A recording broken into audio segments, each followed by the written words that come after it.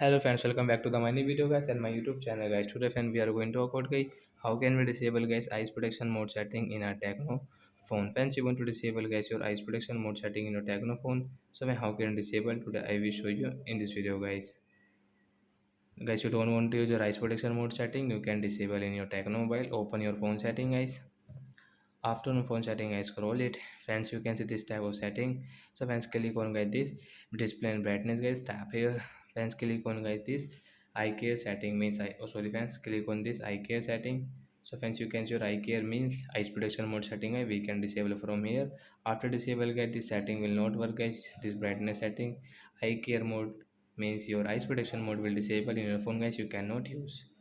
You want to use guys, you will have to enable again. So that's it guys, thanks for watching the video guys. We will meet on next video guys with new topic. Before going guys, please go and like the video, subscribe the channel.